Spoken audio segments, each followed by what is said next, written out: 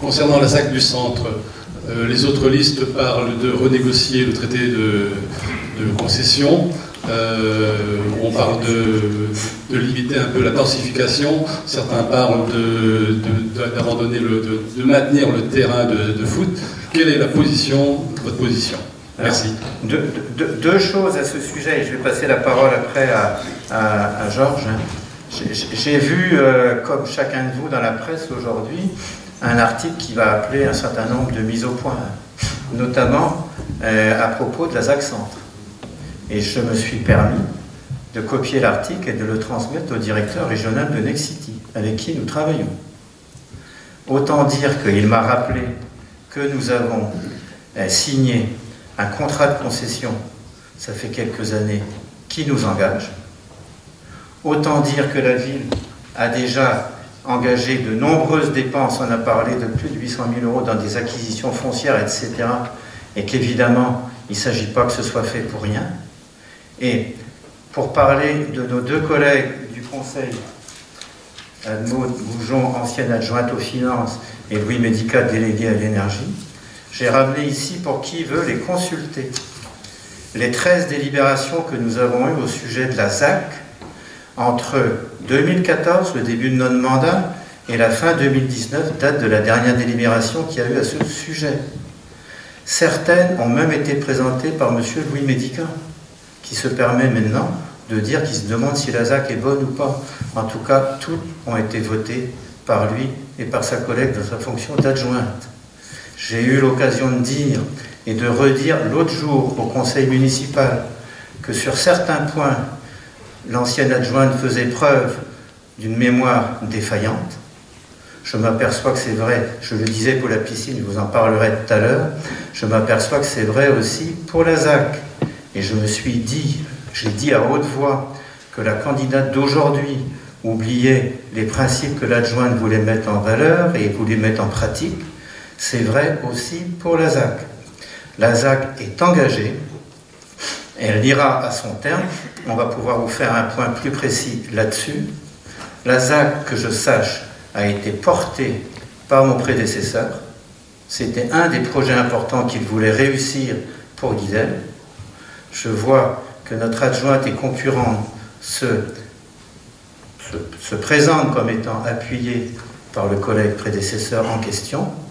Et bien, si c'est ça une forme d'appui, je vais vous dire, elle traite d'une drôle de manière les grands chantiers, certes difficiles, mais les grands chantiers mis en œuvre par son prédécesseur. Et je vais vous dire, si c'est ça les appuis, eh bien dis donc, ils n'en sont pas sortis.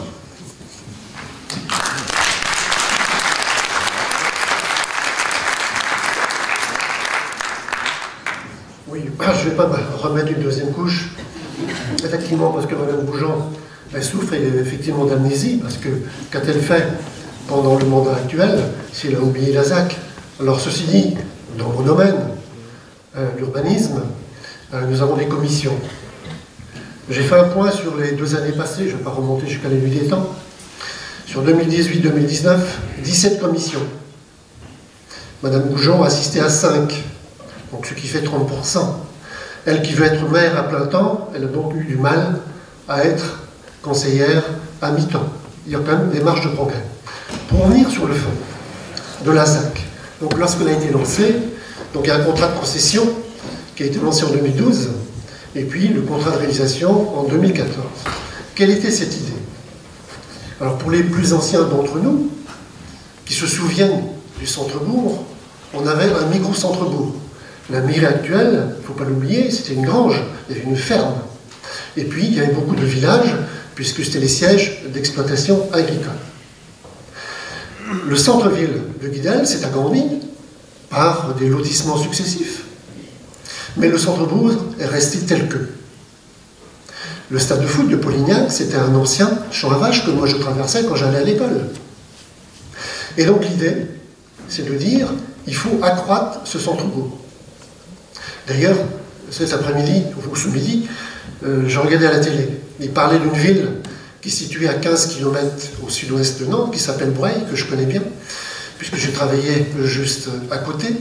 Et donc, je dirais qu'il souffre de nos mêmes maux, c'est-à-dire un développement en termes d'urbanisation, qui va être limité, au dire de son maire actuel, mais lorsqu'ils s'interrogeaient, les gens de cette ville, ils étaient tout à fait heureux d'avoir maintenant un centre-ville où ils trouvaient tous les commerces nécessaires. Il n'y avait plus besoin de se déplacer. Donc l'idée du centre-ville, de la ZAC, c'est bien d'accroître la zone de chalandise, donc offrir plus de commerce. C'est aussi apporter des nouveaux logements, puisque quand je parlais de lotissement, c'est surtout des grandes maisons, plutôt des F5, alors que le besoin en particulier pour les jeunes n'est pas des F5, mais plutôt des appartements plus petits. Et puis, par ailleurs, il y a aussi le besoin des anciens, qui maintenant ne souhaitent plus rester dans une maison trop grande pour eux, et ont aussi besoin de trouver des logements en centre-ville. Par ailleurs, on a parlé de circulation, le fait de cette ZAC, ça permettait aussi d'avoir une rue un peu décalée, je dirais, du clocher, pour éviter que l'église ne serve simplement que de giratoire. C'était ça l'idée qui a présidé au départ. Alors certes, on peut revenir sur un contrat de concession, simplement, le premier point, ça va coûter cher à la commune. L'aménageur qui a eu un contrat, eh bien, il fera payer cher aux finances locales le fait qu'on rompe ce contrat. La deuxième chose, par rapport à la ville de Moyenne que je citais tout à l'heure, eh bien, on va passer à côté de la chance que l'on a de pouvoir avoir un véritable centre-ville. Et enfin, le troisième point qui est nouveau, tout à l'heure, on vous a parlé d'urbanisme et donc du nouveau PLU. Certes, la règle de base, c'est pas de non consommer les terres agricoles, mais d'en consommer moins. Entre 2006 et 2016, c'est-à-dire en 10 ans, il y a eu 70 hectares de consommés. Dans notre nouveau PLU, ce sera 10-12 hectares. Vous voyez que ça n'a rien à voir. Je parle bien d'une croissance douce.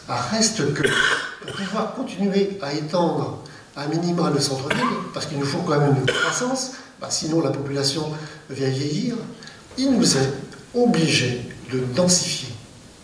Abandonner la ZAC centre, ça veut dire qu'on ne pourra plus du tout construire.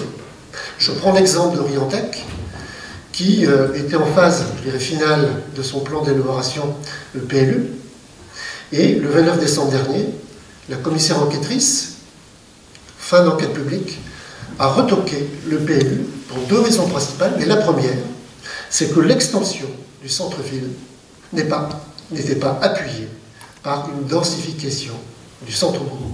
Donc abandonner la ZAC, ça veut dire qu'on abandonne toute velléité de construction du centre-ville.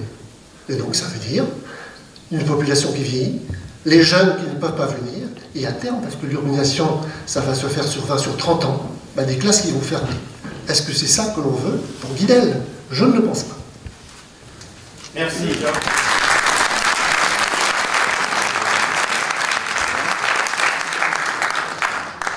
En tout cas, sachez, c'est vrai qu'il y a eu une phase un peu de sommeil qui n'était pas d'ailleurs spécialement de notre fait, et sachez que depuis plusieurs mois avec Georges, avec Daniel et moi-même, on a remué beaucoup de monde et beaucoup de choses, et que la dynamique, elle est bien repartie.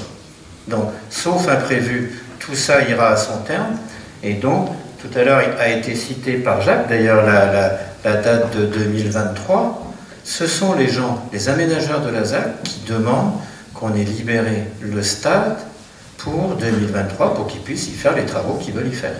Et stade, d'ailleurs, dont Jacques m'a rappelé, tu peux venir dire, qui n'est plus aux normes et qui aurait besoin aussi d'un certain nombre de... Alors je sais que, modestement, en tant que footeux, j'étais un peu attaché au stade Polignac. Je vois qu'il y a d'autres footeux que moi dans la salle. Il faut savoir que ce terrain, évidemment, ce côté affectif a son importance, mais il faut savoir qu'aujourd'hui, il est peu aux normes. On est en catégorie 5. Catégorie 5, ça veut dire que c'est la catégorie la plus basse aux normes de la fédération. Il faut qu'il y ait un minimum de 90 mètres de long et 68 de large. On est bien en longueur, mais on n'est plus bien en largeur. Donc on joue tous les dimanches avec une dérogation pour pouvoir jouer sur ce stade.